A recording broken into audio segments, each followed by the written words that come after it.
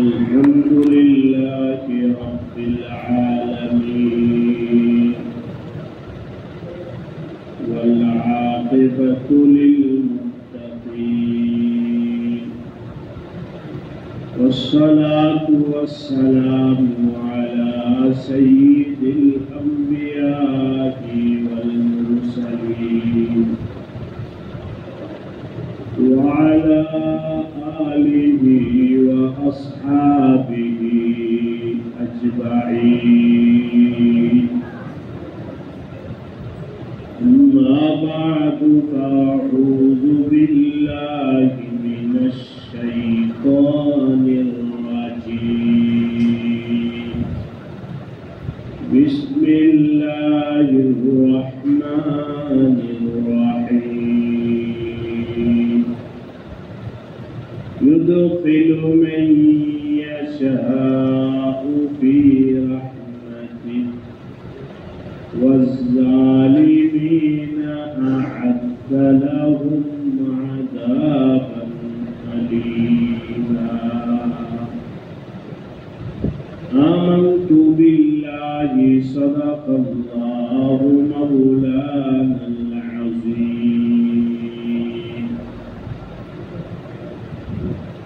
উপস্থিত মুআজ্জাজ মুহতারাম সম্মানিত মুসল্লিয়ানে কেরাম, আল্লাহ রাব্বুল আলামিনের দরবারে অসংখ্য শুকরিয়া যে আল্লাহ রাব্বুল আলামিন মেহেরবানি করে দয়া করে আমাদেরকে জুমার নামাজ আদায়ের জন্য মসজিদে আসার তৌফিক দান করেছেন। আলহামদুলিল্লাহ। নবী আলাইহিস সালাতু ওয়াস সালাম যেমন ছিলেন তার উম্মতকেও তেমন হওয়ার জন্য চেষ্টা করা উচিত। নবী আলাইহিস সালাতু ওয়াস সালামের আচার ব্যবহার জিন্দেগি ছিল অত্যন্ত নরম তবিয়ত, সবার সাথে তার ব্যবহার ছিল অমায়িক, এমনকি দুশ্মনের সাথেও নবী আলাইহিস সালাম নরম ব্যবহার করতেন। ইহুদি খ্রিস্টান মক্কার মুশরিকরা নবী আলাইহিস সালামকে বিভিন্ন ভাবে কষ্ট দিয়েছে, মানসিক ভাবে কষ্ট দিয়েছে। নবী আলাইহিস সালামের বিরুদ্ধে অনেক কিছু অপপ্রচার সমাজে করেছে, লাঞ্ছিত করার জন্যও চেষ্টা করা হয়েছে। এমনকি এক পর্যায়ে নবী আলাইহিস সালামকে জীবনে মেরে ফেলার জন্যও তারা কৌশল করেছিল বহুবার, কিন্তু নবী আলাইহিস সালাম মক্কার কাফের মুশরিক ইহুদ খ্রিস্টানদেরকে মাফ করে দিয়েছে। তাদের প্রতিশোধ নবী আলাইহিস সালাম নেন নাই। যখন ফতে মক্কা হলো, মক্কা বিজয় হলো, তখন যাদের যাতনায় নবী আলাইহিস সালাম নিজের মাতৃভূমি ছাড়তে বাধ্য হয়েছিলেন, মনের কষ্ট নিয়ে নিজের মাতৃভূমি ছাড়তে হয়েছে। নবী আলাইহিস সালাম মক্কা নগরী থেকে বের হয়ে যাওয়ার সময় বলেছিলেন, হে মক্কা নগরী, তোমার অধিবাসী যদি আমাকে এই পরিস্থিতি স্বীকার না করত, আমি কখনোই তোমাকে ছেড়ে চলে যাইতাম। আমি বাধ্য হয়ে মাতৃভূমি ছেড়ে চলে যাচ্ছি। এই যাতনা, এই কষ্ট নিয়ে নবী আলাইহিস সালাম যখন মক্কা ছেড়ে মদিনায় এসে ওই মক্কা পরবর্তীতে আল্লাহ পাকের হুকুমে বিজয় হয়েছে। মক্কার সমস্ত মুশরিকরা অনেক কিছু চিন্তা ফিকির করতেছিল, আজকে আমাদের কি হবে, আমরাই তো তাকে কষ্ট দিছি, এর প্রতিশোধ না জানি কি নেয়, অনেক কিছু ভাবতেছিল। নবী আলাইহিস সালাম ঘোষণা দিলেন, লা তাসরিবা আলাইকুমুল ইয়াউম, আজ তোমাদের থেকে কোনো প্রতিশোধ নেওয়া হবে না। ইযহাবু ওয়া আনতুমুত তুলাকা, তোমাদেরকে আমি ব্যাপকভাবে ক্ষমা ঘোষণা করে। নবী আলাইহিস সালাতু ওয়াস সালামের এই ক্ষমা ঘোষণা করা, এটা শুধু কোনো রাজনৈতিক ঘোষণা ছিল না। নবী আলাইহিস সালামের এই ঘোষণাটা কোনো কৌশলগত ঘোষণা ছিল না। নবী আলাইহিস সালামের এই ঘোষণা এটা মানুষের দেখাওর কোনো ঘোষণা ছিল। যা বলেছেন তাই 100%, এর মধ্যে কোনো ধরনের ধোঁকাবাজি নেই, 100% এর মধ্যে কোনো ধরনের নেফাকি নেই, এর মধ্যে কোনো ধরনের 19-20 নেই, মাফ করছে তো করছে। নবী আলাইহিস সালাম এমন ভাবে মক্কাবাসীকে আপনারা নিছেন, আপন করে দিছেন, যার কারণে কোনো বুঝার উপায় ছিল না যে এদের মধ্যে বিরোধ ছিল। এভাবে নবী আলাইহিস সালাম আপন। তাই আজকে আমাদের ভিতরে সেই মানসিকতা আসতে হবে। সামাজিকভাবে চলতে গিয়ে ব্যবসা বাণিজ্যের লাইনে বিভিন্নভাবে মতবিরোধ থাকতে পারে, মতবিরোধ আসতে পারে, কিন্তু মুমিনের উচিত নিজের প্রতিপক্ষ যে কষ্ট দিছে সে যদি মাফ চায়, তাই সে আমার ছেলে হোক, ছেলে অন্যায় করে বাবার কাছে মাফ চায়, বাবার দায়িত্ব হলো নিজের মন থেকে ছেলেকে মাফ করে দেয়। প্রতিবেশীর সাথে ঝগড়া হয়েছে, প্রতিবেশীর সাথে ঝগড়া হয়েছে, মাফ চাইছে, মন থেকে মাফ করে দেওয়া শিখ। নবী আলাইহিস সালামের এই আখলাক গুলো আমাদের ছোট থেকে অনুশীলন করতে হবে। ঘরের জিন্দেগি, পারিবারিক জিন্দেগি, ঘরের ভেতরে নবী আলাইহিস সালামের আখলাক এর অনুশীলন হতে হবে, সমাজের ভিতরে অনুশীলন হতে হবে। আজকে আমাদের কলব, আমাদের হৃদয় এমন দুর্বল হালাতে চলে গেছে যে মানুষ মাফ করাটা মনে ভুলেই গেছে দিল থেকে। কর্মচারী অন্যায় করছে, অন্যায় করার পর কিছুক্ষণ পর মাফ চেয়েছে, স্যার আমাকে মাফ করে, ভুল হয়েছে, মাফ করে না।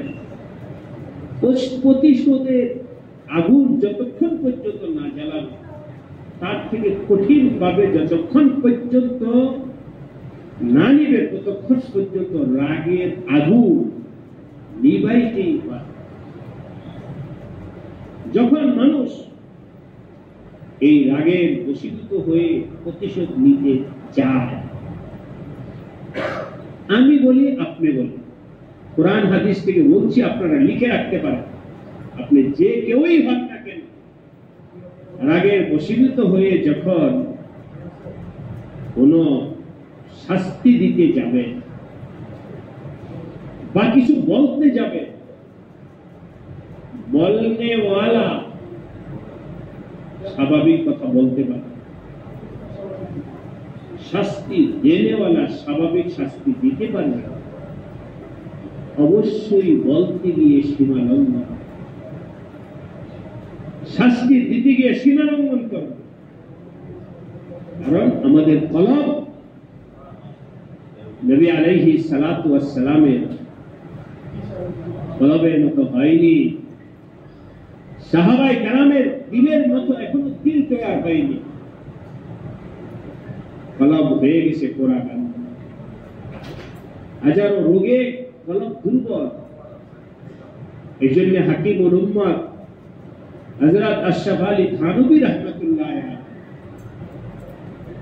উনি সবাইকেই নসিহত করছে, হার লাইনের মানুষের, এমনকি একজন শিক্ষককেও নসিহত করছে।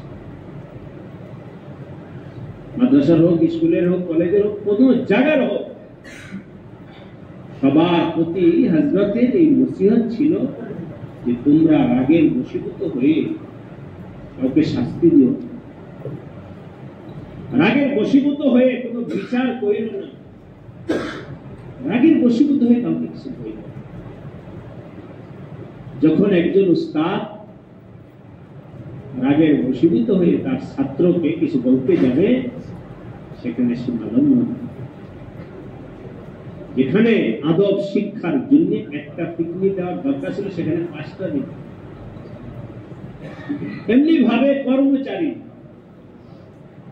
সাথে যদি কোনো মামলা হয়, তাহলে রাগের বশীভূত হয়ে কিছু বলতে যাবে তো সীমা লঙ্ঘন। কোরআনে কারীমে আল্লাহ পাক যে আয়াত করেছি, আয়াতের দ্বিতীয় অংশ শুনেন, ওয়া আ'আদ্দা লাহুম আযাবান আলীম ইউদখিলু মান ইয়াশাউ ফি রাহমাতি ওয়াজ জালিমিনা আ'আদ্দা লাহুম আযাবান আলীমা। জালেম সীমা লঙ্ঘনকারীর জন্য আল্লাহ পাক কঠিন শাস্তির ব্যবস্থা করেন। জুলম মানে হলো সীমা লঙ্ঘন। সীমা লঙ্ঘন কারো ব্যাপারে, ঘরের লোকদের সাথে সীমা লঙ্ঘন হতে পারে, স্ত্রীর সাথে সীমা লঙ্ঘন হতে পারে, ছেলে মেয়ের সাথে সীমা লঙ্ঘন হতে পারে, প্রতিবেশীর সাথে সীমা লঙ্ঘন হতে পারে। আল্লাহ পরিষ্কার বলে দিছে, যে কোনো ব্যক্তি সীমা লঙ্ঘন করবে, সে যতই পাকে তলা হোক, শক্তিশালী ওলা হোক না কেন, ক্ষমতাওয়ালা হোক না কেন, আল্লাহ পাক এই সীমা লঙ্ঘনকারীর জন্য আযাব প্রস্তুত করে রাখছে। ওয়াজ জালিমিন আ'আদ্দা লাহুম, জালেমের জন্য আল্লাহ প্রস্তুত করে রাখছেন আযাবান আলীমা, কষ্টদায়ক আযাব। সুতরাং নবী আলাইহিস সালামের আখলাক, নবী আলাইহিস সালামের আদর্শ নিজের ভিতরে ধারণ করে, মাফ করো, যার সাথে তোমার লেনদেনের সমস্যা তাকে মাফ করা শিখো, প্রতিশোধ নিতে শিখো। হাদিসে আসছে, সবাই খুব খেয়াল করে শুনবে, আলহামদুলিল্লাহ মসজিদ, বাগানবাড়ি মসজিদ এখনো মুসলিমের আয়তনের জায়গাটা ছোট। নিচতলায়, দ্বিতীয় তলায়, তৃতীয়, চতুর্থ তলায়, 7 পর্যন্ত মসজিদ হচ্ছে আলহামদুলিল্লাহ। তবে সবাই তো আমার সামনে নেই, দ্বিতীয় তলায় যারা আছে, নিচতলার ভাইরা চেষ্টা করে নীরবে মন দিয়ে বয়ানটা শোনার, কারণ আমার তো ফেস টু ফেস দেখা হচ্ছে। দ্বিতীয় তৃতীয় তলার ভাইদেরকে তো দেখা যাচ্ছে না, তবে আওয়াজ তো স্পষ্ট পৌঁছছে।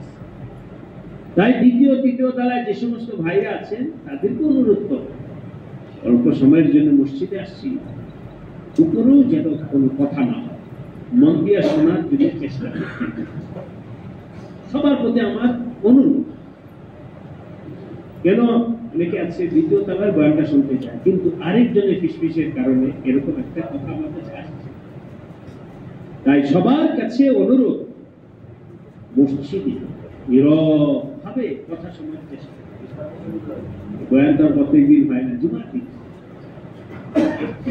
নিজেদের জরুরতের কথা মসজিদের বাইরে গিয়ে অন্য সময় সারার চেষ্টা করুন। নবী আলাইহিস সালাম বললেন সাহাবায়ে কেরামদেরকে, তোমরা জানো মাঝে মধ্যে নবী আসলাম প্রশ্নের ভঙ্গিতে কথা বলতেন একাগ্রতা পয়দা করার, সবার যেন মনের ভিতরে একাগ্রতা জিজ্ঞাসা করতেন, তোমরা জানো এটা কি, এটা কি? এতে করে আগ্রহ প্রাপ্ত সাহাবায়ে। যাক, এই পয়েন্ট আমি আলোচনা করতে যাব। অনেক রিওয়ায়াত ব্যাপার আছে, বলার আগে নবী আসলাম জিজ্ঞাসা করেন, এটা কি, এটা কি, এটা কি, জিজ্ঞাসা করেন। আমি আর বললাম না, এই যেটা বলতেছেন ব্যাখ্যা নিয়েছি। নবী আলাইহিস সালাম বললেন, তোমরা জানো আতাদরুনা মানিল মুফলিস? তোমরা জানো অসহায় কাকে বলে, গরিব কাকে বলে? হঠাৎ করে নবী আলাইহিস সালামের এই প্রশ্ন, সাহাবায়ে কেরাম বলতেছেন, ইয়া রাসূলুল্লাহ, আমরা তো জানি গরিব বলা হয় মাল্লা দিরহাম লাহু ওয়ালা দিনার, টাকা পয়সা নাই তো গরিব। নবী আলাইহিস সালাম বললেন, এটা আমার উদ্দেশ্য, কিয়ামতের দিন কে গরিব হবে, কে অসহায় হবে সেটা। কিয়ামতের দিন সবচেয়ে অসহায় কে হবে সেটা বলো। কিয়ামতের দিন কে হবে এটা তো আর সাহাবারা বলতে পারে না, উম্মত বলতে পারে না, নবী বলতে পারে। নবীজি বললেন, কিয়ামতের দিন ওই ব্যক্তি সবচেয়ে অসহায় হবে যার আমল নামায় অনেক নামাজ, অনেক রোজা, অনেক যাকাত, অনেক দান সদকা আছে, বিশাল বড় নেক আমলের পাহাড় নিয়ে উঠবে। কিন্তু যখন নেক আমলের পাহাড় নিয়ে উঠবে, স্বাভাবিকভাবে সে তো আশাবাদী জান্নাতে যাবে। পরিবেশটা এমনই হবে যে হয়তো তার ব্যাপারে ঘোষণা হয়ে যাবে সে জান্নাতে চলে যাবে।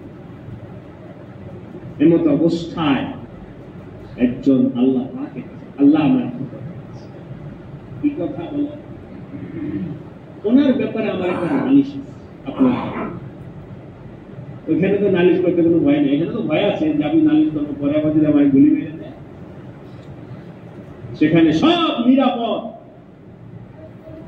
নির্ভয়ে সবাই আল্লাহ পাকের সাথে কথা বলতে বলবে, আল্লাহ আমার একটা নালিশ আছে, কি? ফুলানুন শাতামানি, সে আমাকে একদিন বকা দিয়েছে দুনিয়া, অন্যায়, এটার বিচার আপনার কাছে। আল্লাহ জিজ্ঞাসা করবেন, তাই তুমি তাকে অন্যায়ভাবে বকা দিচ্ছ না করার সুযোগ? হ্যাঁ, আল্লাহ বকা দিচ্ছে, জরিমানা দাও, জরিমানা দাও। এটা তো আজকের দিন হলো ইনসাফের দিন, ন্যায়ের দিন। আজকে ন্যায় প্রতিষ্ঠিত হবে। আল্লাহ কি জরিমানা কি দিব? আমি তো টাকা পয়সা নিয়ে আসি নাই, জরিমানা দিব। দুনিয়াতে তো সব রেখে আসি, অনেক টাকাওয়ালা ছিলাম, কিন্তু কিছু তো সাথে নাই, সব দুনিয়াতে কি দিব আপনি বলেন? আল্লাহ পাক বলবে, তোমার না অনেকগুলো নেকামল আছে, তাকে একটা নেকামল দিয়ে দাও, দিয়ে দেওয়া হবে তাকে, তাকে যাকে গালি দিয়েছে। আরেকজন আল্লাহ পাকের কাছে নালিশ করবে, আল্লাহ ফুলানুন দরাবানি, সে আমাকে অন্যায়ভাবে একটা থাপ্পড় দিয়েছে, এটার বিচার চাই। এখানেও নেকামল দিয়ে আল্লাহ পাক ফয়সালা করে।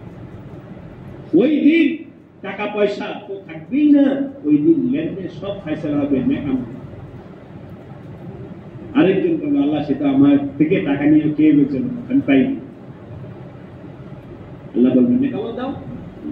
দিতে দিতে ভাইরা আমার, এই সব শিকায়েত এর বিচার আল্লাহ পাক যথাযথভাবে করার পরে দেখা যাবে তার পাহাড় সমান নেক আমল সক্ষতা। এখনো নালিশ শেষ হয় নাই, এবার কি দেবে? এবার একটা কাজ করো, তোমার যে ব্যক্তি তোমার উপরে হক আছে তার গুনাহের বোঝাটা তুমি নিয়ে নাও। আচ্ছা, একটা গুনাহ জমা হলো তার পাল্লায়, আরেকজন নালিশ করবে, ওইটাও জমা হবে, আরেকজন নালিশ করবে, ওইটাও জমা হবে, আরেকজন নালিশ করবে, সেটাও জমা। সর্বশেষ আমার ভাইরা, যে ব্যক্তি নেক আমলে পাহাড় নিয়ে ময়দানে মাহশরে উঠছে, আল্লাহ পাকের ইনসাফের বিচারের দিন সেই নেক আমল সব খতম হয়ে এখন তার সামনে বদ আমলে বিশাল বড় পাহাড়। এখন যাও, জাহান্নামে যাও। নবীজি বলেন এই ব্যক্তি হলো সবচেয়ে বড়, এই ব্যক্তি হলো সবচেয়ে বড় গরিব। তার আজকে আর কোনো চারা নাই, উপায় নাই, বাঁচার কোনো উপায় নেই, জাহান্নামের আগুনে তার যাইতে হবে। এই ব্যক্তি হলো মুফলিস, এই ব্যক্তি হলো অসহায়। তাই আমি হাদিস থেকে আপনাদের সবার কাছে এভাবে বলতেই পারি, হাদিস থেকে শিক্ষা নেওয়ার জন্য আমাদের নেকামল করতে হবে অবশ্যই। তাই না, এই দেখো নেকামল করে তো জাহান্নামে গেল, না না, নেকামল অবশ্যই করতে হবে। তবে শুধু নেকামল এটাই যথেষ্ট নয়, ওই নেক আমল হিফাজত করার জন্য ব্যবস্থা নিতে হবে। তাই বিভিন্ন জায়গায় আমার ভাইদের থেকে ওয়াদা নেই, সবাই ওয়াদা করে আমি আমার জীবনটা এমন ভাবে চালাবো যেন কেউ আমার বিরুদ্ধে আল্লাহ পাকের কাছে নালিশ দিতে না, কেউ যেন আমার বিরুদ্ধে আল্লাহ পাকের দরবারে কোনো অভিযোগ দেওয়ার সুযোগ না পায়। আমি নামাজ পড়বো, এর সাথে সাথে আবার আখলাককে ঠিক রাখবো। আমি রোজা রাখবো, এর সাথে সাথে আমার লেনদেনকে পরিষ্কার রাখবো। আমি যাকাত দিব, এর পাশাপাশি আমার ব্যবহারকে ঠিক রাখবো। আমি কাউকে গালি দিব না, আমি কাউকে অন্যায়ভাবে চর থাপ্পড় দিব না, আমি কারো মাল আত্মসাৎ করবো না, আমি কাউকে কষ্ট দিব না।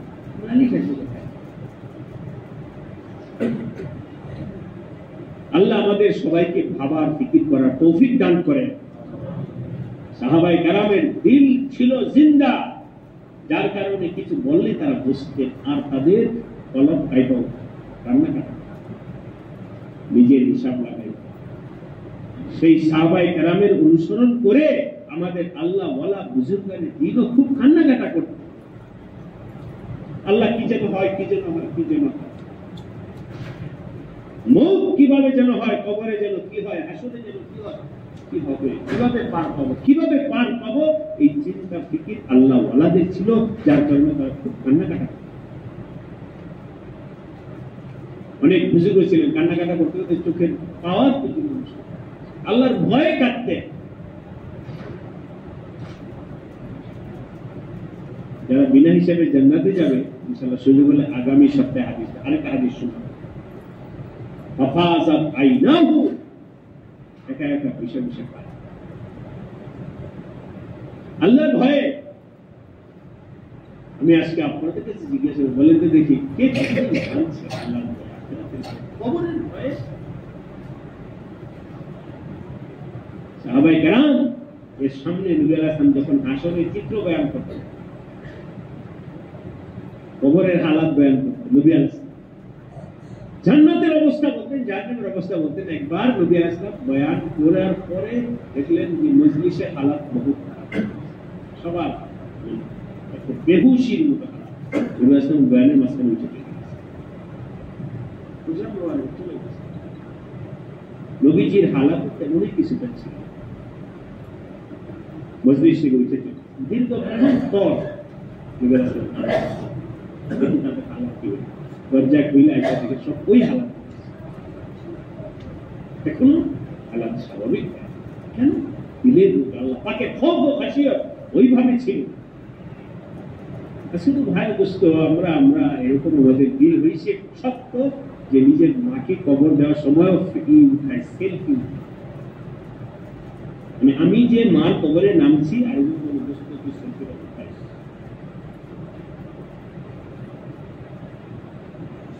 আর কি বলবো, শক্ত কলব মাকে কবরে রাখতেছে, ওই মুহূর্ত দিলটা নরম। হাদিসে আসে, এখন অনেক আলেম ওলামা এখানে আছে, নবী আলাইহিস সালাম এভাবে একজনকে দাফন করেন। নবী আলাইহিস সালাম কখনো কখনো দাফনের কাজে অংশগ্রহণ করতেন।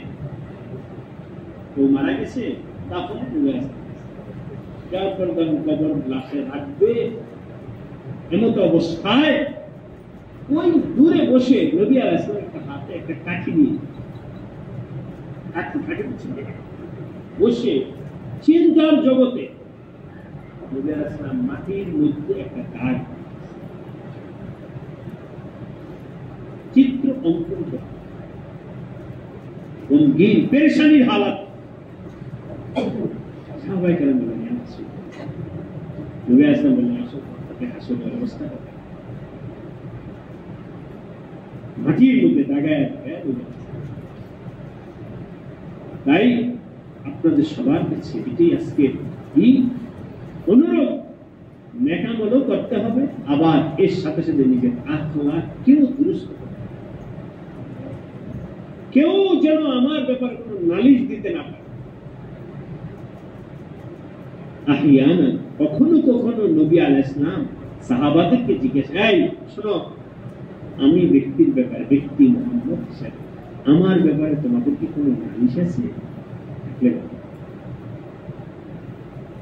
আমার ব্যাপারে তোমাদের কি কোনো নালিশ আছে? থাকলে বলো।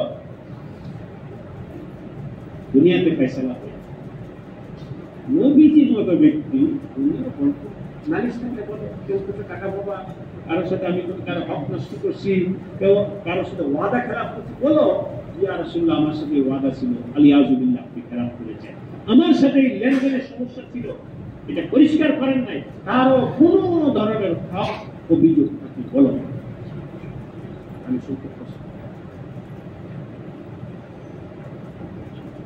সাহাবী একবার এক হালাত আমার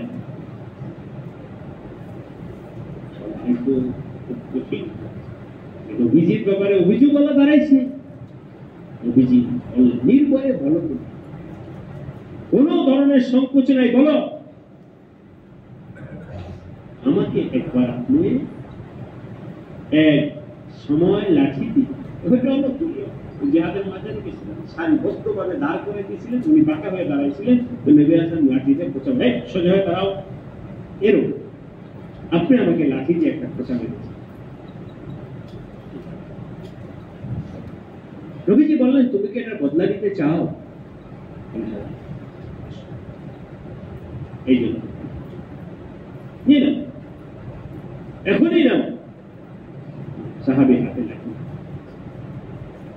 নাও। সাহাবী বললেন, ইয়া রাসূলুল্লাহ,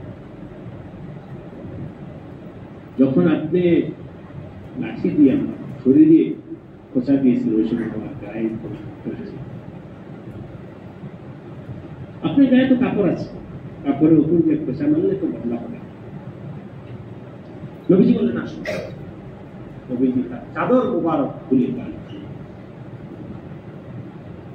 সাহাবী পিছনে গিয়া নবীজি ওই জায়গায়, যেই জায়গায় সে খোঁচা মেরেছিল, ওই জায়গায় একটা চুমো আশা ছিল, আমি যদি সুযোগ পাই, যে জায়গায় আপনি আমাকে খোঁচা দিতে, আমি আপনার ওই জায়গায় একটা চুমো পাই।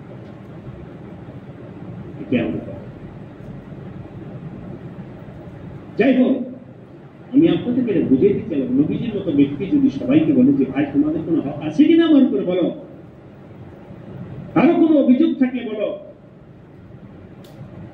এটা আমাদের নবীজির শিক্ষা। এগুলো শুধু এরকম না যে যারা রাষ্ট্র ক্ষমতায় আছে তারা যেন ইনসাফ করে, আমিও আমার অধীনস্থদের উপরে ইনসাফ করতে হবে।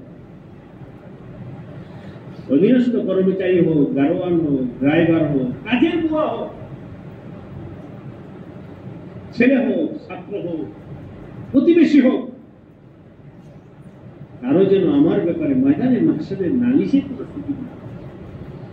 যথেষ্ট অনেক নেকামল করলাম, আর যদি অভিযোগের রাস্তা খুলে যায়, তাহলে ওইটাই হবে যেটা হাদিসে বলে, সব খতম। তাই আমাদের নেকামল করতে হবে, আখলাক ব্যবহার সেটাকে দুরুস্ত রাখতে হবে। কাউকে গালি দেওয়া যাবে না, কাউকে অন্যায়ভাবে প্রহার করা যাবে না, কারো হক নষ্ট করা যাবে না। সবার সাথে হুসনে মুআমালা, সুন্দর ব্যবহার, এটা আমার নবী আলাইহিস সালামের অন্যতম শিক্ষা। শুধু শিক্ষা না, নবী আলাইহিস সালামের জিন্দেগির উপরে খুশি হয়ে আল্লাহ কোরআনে আয়াত নাযিল করছে, ফাবিমা রাহমাতিন মিনাল্লাহি লিনতা লাহুম, আপনি সর্বশ্রেষ্ঠ মানুষ, সবার সাথে আপনার আচরণটা আল্লাহর রহমতেই অত্যন্ত লিনতা লাহুম, নরম মেজাজ, কারোর সাথে রাগ সবসময় ধমকি নেই, সবসময় মুস্কি হাসির কথা। দুষ্ট দুশ্মন কেউ নবী আলাইহিস সালামের সামনে গেলে বাস, নবী আলাইহিস সালামের ব্যবহার থেকে শেষ, সব দুশ্মনী শেষ, সব কথা শেষ, সব রাগ গুসা শেষ। আল্লাহ পাক আমাদেরকে নবী আলাইহিস সালামের সিরাত ভালোভাবে পড়ার তৌফিক দান করেন। শুধু পড়ার জন্য নয়, বরং এক একটা ধরে ধরে নিজের জীবনটাকেও সেভাবে বানানোর নিজের মন তবে আল্লাহ সবাইকে কবুল করে, যারা সুন্নাহ করেনি যারা সবাই সামনের কাতারটাকে পূরণ করি।